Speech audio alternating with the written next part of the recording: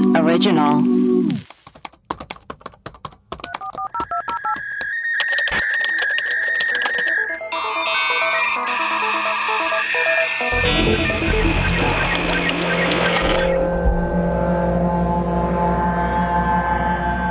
Hello, and welcome to Web Crawlers, the podcast where we do a deep dive into some of our favorite mysteries. Each week, we will introduce our topic, lay out our research and findings, reveal some conspiracy theories, and conclude. What happened, I'm sorry, Maria? I turned off my video by accident, and I'm so sorry for all of you just listening. It was that I turned off my video, and it really shocked Allie. It did. I got startled. I thought maybe I didn't know what happened. I thought maybe she got kidnapped, and I was going to have to call Liam Neeson. Anyways, and then we conclude with our own hypothesis. I'm Allie Screamel. I'm Melissa Stettin. And I didn't even think of this. I'm Muskrima Blasucci, the producer. That really rolls off the tongue. Wow, that's really beautiful. Muskrima. If you're Allie Screamel, you're Muskrima. I can be Mel Screama Screamin'. Oh, sounds like a roller coaster. No. I'm going to go on the Mel Screama Screamin'. Yeah. Sounds sexual to me for some reason. Now we're recording this a week early, right after we recorded our last episode. So we don't have any new patrons for today, do we? I just wanted to give that disclaimer just so everyone knew that's the reason we had no It's not because patrons. no one likes us. Otherwise, we'd be chock full of patrons. Many. Melissa, what is our episode on today? Today is a spooky tale. Wow, I can't wait. In the fall of 1986, the Andrews family experienced what they thought was a demonic haunting inside their Pepperelle, Massachusetts home. It's about 60 miles outside of Boston. But when they discovered what the culprit was, it was far more disturbing than anything they could imagine. Let's get into it. Yes. So it's 1986. It's the fall, right outside of Boston. I'm seeing Harry Met Sally vibes. Yes, you are. Brian Andrews, he lives with his two daughters, Annie and Jessica. Annie is 15 and Jessica's 8. Was Annie okay? Oh, Allie. Annie, why don't you ask her? Annie, Annie, are you okay? I think she's okay now, but not during this story. Uh-oh. So their mom had just died from cancer, and their dad is a bus driver. So like he had to work extra hard to take care of his two kids. He was always working. He worked long hours. So the daughters are often home alone. So one evening, the phone rings. Annie answers it, and it's a boy named Danny. He says that he got her number from one of her friends at her high school and saw her and was like, yeah, you seemed really cool. I just wanted to call you and talk to you. So they start talking. And so, like, it's the 80s. So there's, like, no social media. Like, this is how you communicate with people. Like, you talk to them on the phone. You got to get to know them. So they ended up talking like quite a bit. And Annie didn't know who this was. She had never seen this boy before. So he described himself, said he was 16. He said he was good looking, athletic, smart, and blonde. And because we all know blondes are more fun. So after talking for a few weeks, Danny asked Annie if she wants to go on a date to the county fair.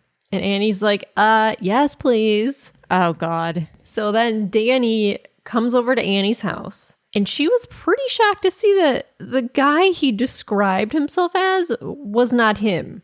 He was, like, shorter. He was disheveled. He was not attractive. He had dark hair. He was not athletic at all. Why, did they play a pickup game and he wasn't good? Oh, right. Like, what? Yes, yes, he was not athletic. He was not good at the ring toss, apparently. Couldn't win her a goldfish at that county fair. Right. So, yeah. But Annie felt bad and was like, okay, well, I guess I'll still go on this date with you. Like, we were talking and whatever. So they did. And then during their date, Danny discovered that Annie and Jessica had recently lost their mother to cancer because she was talking about it. And Danny was like weirdly interested in the death, like asking a ton of questions about it. And Annie later said that it seemed like he was obsessed with the death of her mother. Like he asked her how she felt at the moment her mom died and like how much she suffered from it. Like he was just being a real weirdo. And so like after an hour on this date, Annie said she needed to go home because she was like getting all sorts of weird vibes from him. She's like, okay, yeah, well, I gotta go home. Nice to meet you. And so then afterwards, she decided that like she didn't want to see him again, obviously. So she avoided him and didn't answer his calls. And then she didn't see Danny again willingly. However, she would see him again under much different circumstances. Uh-oh. Dun, dun, dun. Okay, so let's talk about this kid, Danny LaPlante. He was born in 1970 in Townsend, Massachusetts. And he had a pretty rough childhood. He suffered from sexual and psychological abuse from multiple adults in his life. Oh, God. His dad was super abusive. He was the one who did the majority of the punishments. He was tormenting him on like a regular basis. And Danny also struggled in school, both academically and socially. He was dyslexic.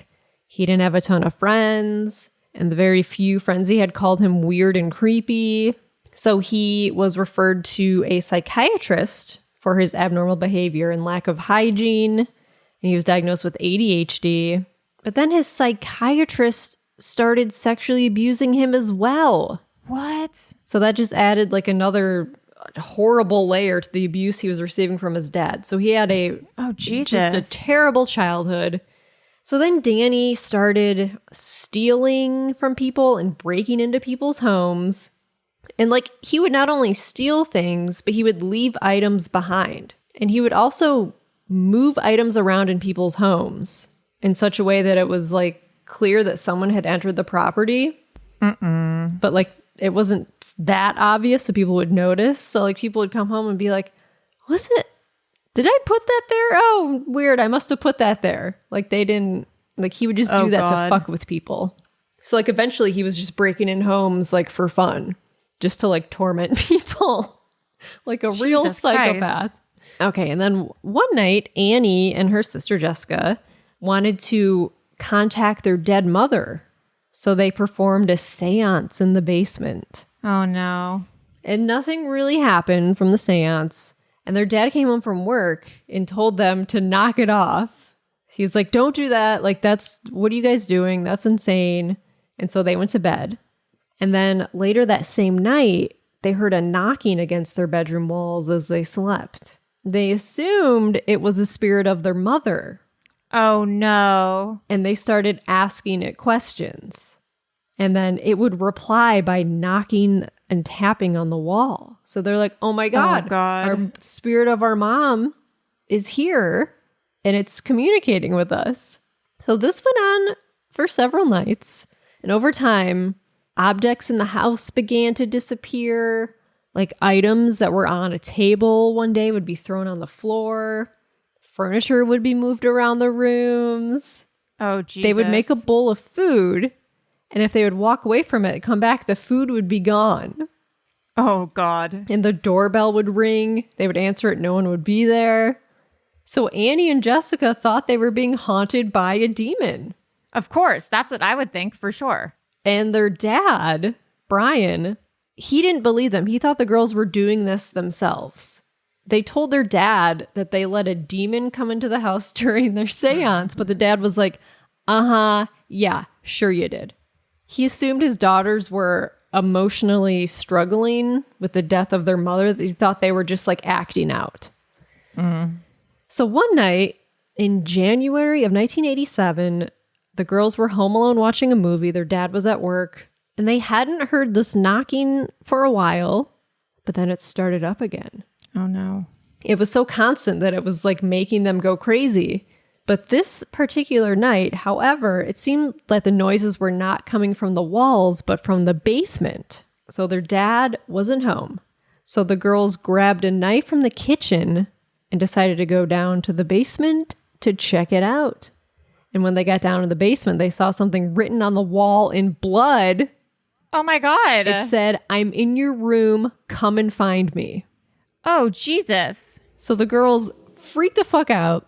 They ran out of the house into a neighbor's house, and they waited for their dad to return home, and they told him what they found.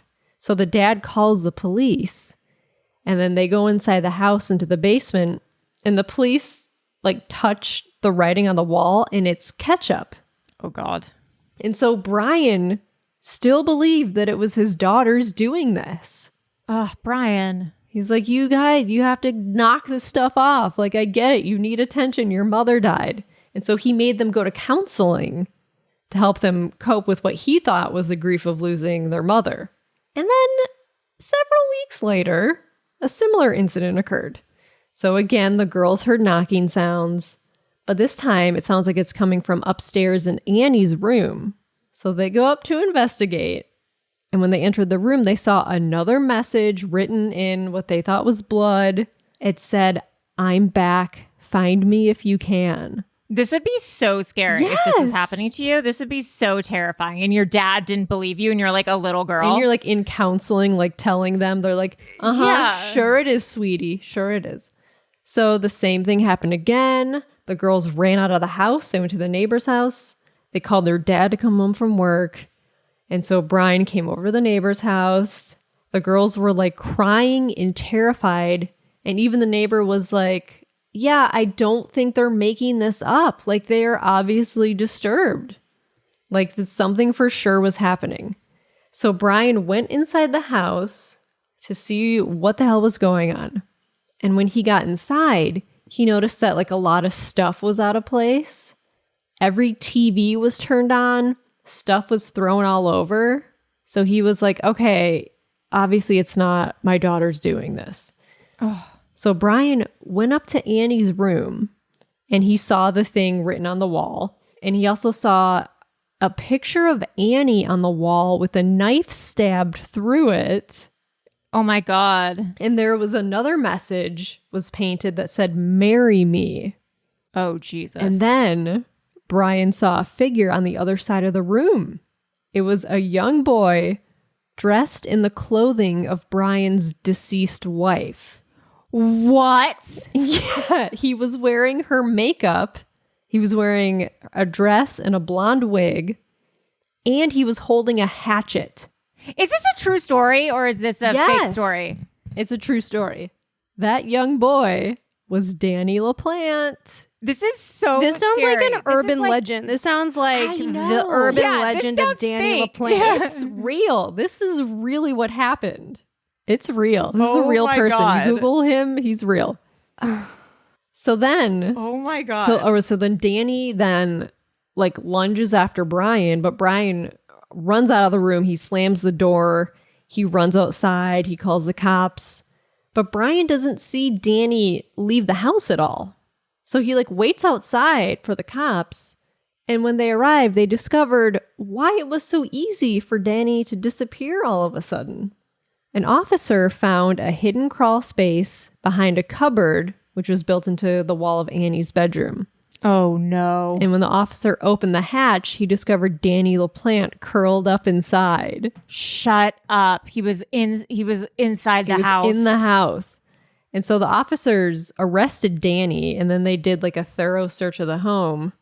And to their horror, they discovered that Danny had been living inside the walls of their home. The passageway where they discovered Danny and had been tunneled around to other areas of the house. Let's take a quick break for announcements. Webcrawlers has a Patreon to get access to rewards, bonus episodes, videos, shout outs. Please go to patreon.com/webcrawlers. You can donate as little as $2 a month to become a patron. Also, please rate and review us on Apple Podcasts, and we will read you on our mailbag episodes. And Erios has a hotline. We are almost caught up on voicemails. Can you believe it? Wow. I can't. I can't either. Insert jingle here. 626 604 6262. Please continue to call us, and we will continue to play your voicemails. Now, back to our regularly scheduled program. Yeah, he was living in the walls. Oh, the creepiest thing about this is that there were a bunch of peepholes around so that Danny could watch Annie from whichever room she was in. Oh. And like random items and their clothing that was missing was found in the crawl space. There was like food and beer and drinks. He was like a little mouse. Yeah. Just like collecting A items. little rat. So obviously Danny had been pretending to be the ghost of Annie and Jessica's mother in order to torment them. And they thought that Danny was planning on revealing himself to the girls while dressed as their dead mother, whether to like genuinely pass himself off as their spirit or just like terrify them. He was also holding a hatchet. So like who knows what his plans were. Yeah, that's fucked. So then Danny was placed into a juvenile facility because he was 16, where he remained until October 1987. And then almost immediately following his release, he started stealing and robbing houses again. Oh, God. During one of his robberies, he obtained 2 handguns.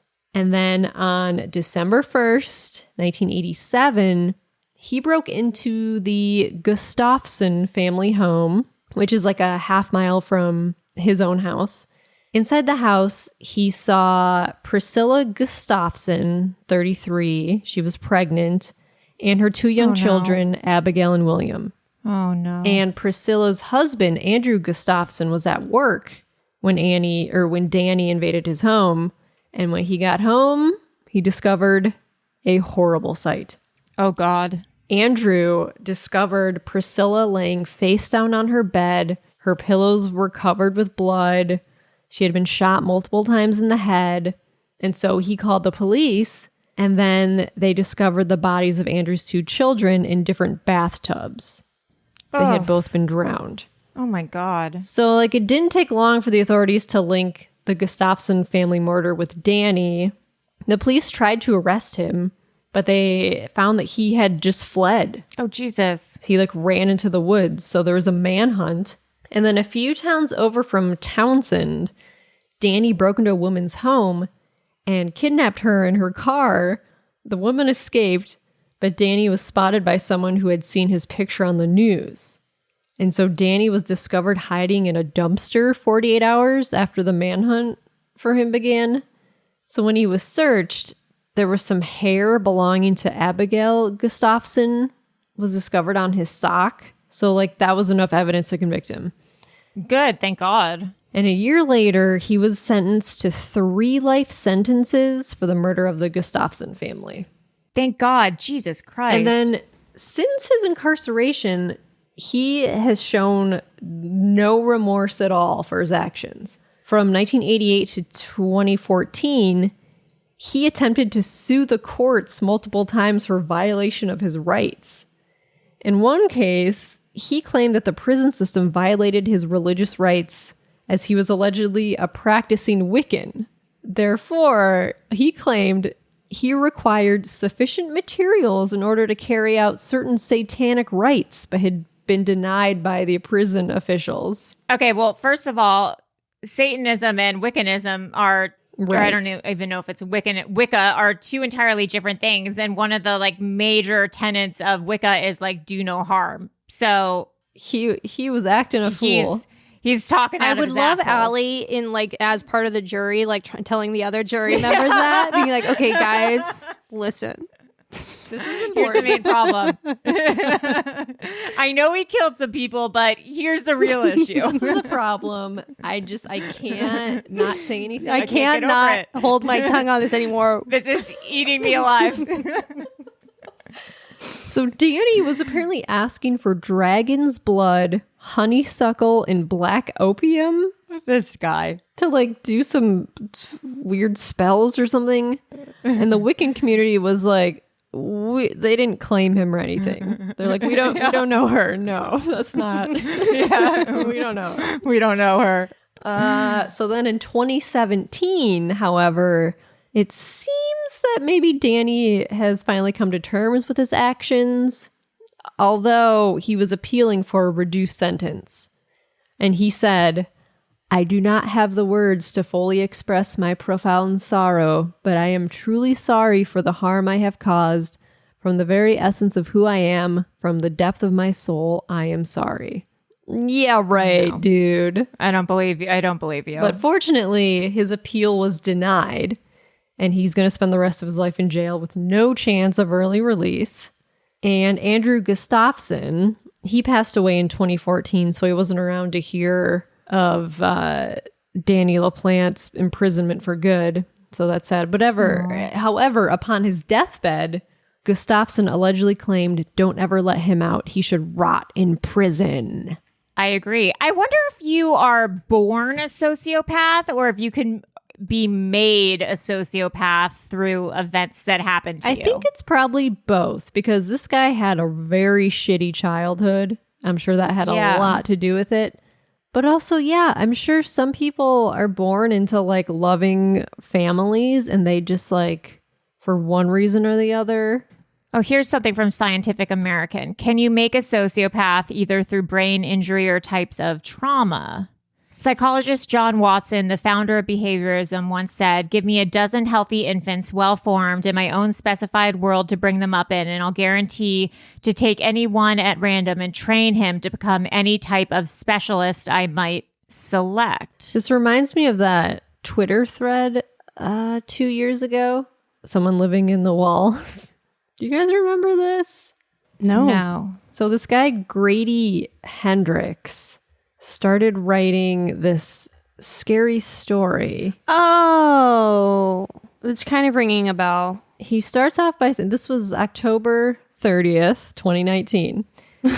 He says, everyone's telling scary stories for Halloween, so I'll talk about something that happened to me when I was a kid because, hey, trauma never gets old. When I turned 9, I realized I could sneak downstairs after everyone was asleep and eat anything I wanted in the fridge. No one ever noticed. I can make peanut butter cheese whiz and a mayo sandwich. That's insane. That's the trauma, right there. Eat leftover pizza, scrape off the icing from birthday cakes. As long as I was careful, I could do anything. Creeping down was the hardest part. I had to navigate the pitch dark house all the way downstairs in total darkness like a tiny ninja. One night in May 1981, we ordered from Fish and Shrimp House. I waited until everyone was asleep and crept downstairs to eat the leftover sweet and sour pork, and it took forever. I finally stepped into the totally dark den. All of a sudden, I heard a fork click on the counter. I froze. The microwave clock light showed the outline of a man sitting at our kitchen counter. He couldn't see me, but I saw him, a skinny guy, eating our leftovers and drinking our milk from the carton. I can't explain how terrifying it is for someone to be in your house. I slowly backed away, crept upstairs, and woke up my mom and dad. But they made way too much noise and took way too long, and by the time they got downstairs, the kitchen was empty. Everyone said I read too many horror comics, so they blew off what I said. But no way I was pouring that milk on my cereal. That sounds like something I would say. Like, yeah, no way. Someone being in our kitchen, I'm not using that milk. Hell no. Oh my God. So I started tracking the position of everything in the kitchen. One day, the paper napkin holder was on the wrong side of the counter. Another day, a mug was in the sink that was not there the night before. My bedroom door didn't lock, so I kept a steak knife under my pillow. I must have stabbed myself in the hand 1,000 times checking to make sure it was there. Then in August, I was in my room reading when I looked up. There's an AC vent over my bed. Behind the vent, a pair of eyes were watching me. I freaked and raised hell until my parents searched our attic and crawl space under the house. Nothing. So the last week of August, our house started to smell. Oh no. One night, rice fell out of the vent over my bed. Maggots. The AC people said something had probably crawled into our vents and died. Turns out, what had crawled into our vents and died was the guy. We lived in an old house with lots of space between the walls and big ducts. He'd been living in them since May, at least. He'd put a foam pad beside my bedroom vent so we'd be comfortable while he watched me. The police said he made lots of drawings, but when I asked, they pretended they hadn't said anything. No one ever identified him. He was buried as John Doe. To this day, I can't look inside the vents in houses. But sometimes when I'm at someone's house, I'll smell a little BO coming from their central air conditioning, and I'll wonder who's living back there in the ducts. Who's living in the dark? Oh my God. That's terrifying. I hadn't heard that. Who was the guy who wrote that story? Or what was Grady Hendrix. Whoa. That's creepy as hell. Yeah. That's terrifying. Yeah, it's terrifying. And then I was like, well, are there other instances of people living in walls? And I found one. Well, to answer our question from earlier, it is possible to mold someone into a psychopath. Scientific American says psychopathy, also called sociopathy, is defined by a lack of empathy, deceitfulness, and complete selfishness. Current thinking is that although certain genes may predispose people towards psychopathy, their environment seems to provide the ultimate catalyst. Thus, a person who possesses the particular genes associated with this malady and is brought up in an abusive or neglectful household will be at higher risk of exhibiting the traits associated with this disorder. Huh. So interesting. Also, trauma can do it if you have a damage to the front lobe. Yeah, getting bonked on the head. Getting bonked on the head. Can you imagine you're on vacation in Hawaii, you get bonked in the head by a coconut, and then all of a sudden you're a sociopath? That's crazy. No, I can't. That'll No, I ruin that can't family imagine vacation. that. That would be really wild. That'd be a good Adam Sandler movie, actually. That would be. Isn't that 50 First Dates? Yeah. Yeah, so this article from 2016 says it's just weird. Seattle man finds stranger living in his attic. Oof. So when Davis Wallman arrived at his Green Lake home on Monday night, he noticed a couple of lights on inside that usually would be off. Once inside, he found a screen from a bathroom window inside the tub, but he didn't think too much of it until the next morning when strange noises in the attic startled him. If you see a screen in your bathtub, that's weird. You're not like, I'd be like, someone broke in. oh, I guess that's weird. Maybe I'll sleep and see what happens. So the bathroom window, which is a small space, is located upstairs, but can't easily be accessed without someone or something to lift a person up. So this guy hears stuff in his attic. He tries to figure out what's going on. He noticed a light was on in his office and the door was locked. So he knocked on the door. He didn't get a response. And then he heard a woman's voice from this like locked office. It goes, Jimmy, is that you, Jimmy? Oh, God. And he's like, no, it's not Jimmy. Who is this and why are you in my house? So he called 911. And then the woman, who's a stranger, opened the office door and saw him. And the dude's like, who are you? Why are you in my house? And she just kept going. She kept saying, this is my house. I live here. I've been here for 3 days. Jimmy said I could live here. Jimmy said I could stay here. And so he called the police. The woman like ran off before the police got there. Like nothing was stolen. There was a fire escape ladder that he found hanging from the deck, which the suspect likely found inside a closet in the house. And he said the woman was just living in his attic. She ran off and he had a locksmith change all the locks in the doors and like, that's it. That's so crazy. I once had a girlfriend who got so drunk and she lived in an apartment complex that she tried to get into the wrong apartment. I guess someone's door was unlocked and she like walked in and like sat down and like started watching TV and the woman was like, get out. And then my friend was like, this is my apartment. You get out. What are you doing in here? And the woman was like, this is my apartment. You live 2 doors down. Like, no. Whoa. Oh. Yeah. I was like, I think you have a problem, lady. Well, So that's the story of the boy That's- living in the walls. Wow. Well, Terrifying. that is Yeah. really, really, that's like actually one of the scariest. The image of him living in the walls and then coming out in all the mother's Yeah. clothing is so scary. God, That's not that's great. terrifying. All the That's not great. peepholes. Yeah, that's like Psycho. It's like the movie Psycho. Yes. It's like 10 movies in one. That's really terrifying. Uh-huh. If you have any crazy stories about someone living in your house or living in the walls, please let us know. Melissa, where can people reach us? You can email us at webcrawlerspod@gmail.com. All right. Well, I am Allie Spooky Siegel. I'm Melissa, living in your walls, Stetton. And I'm producer. Let's just respect each other's space, Maria. Don't drink the milk. Yeah, don't drink the milk. Lasucci. Okay. Bye, guys. Bye.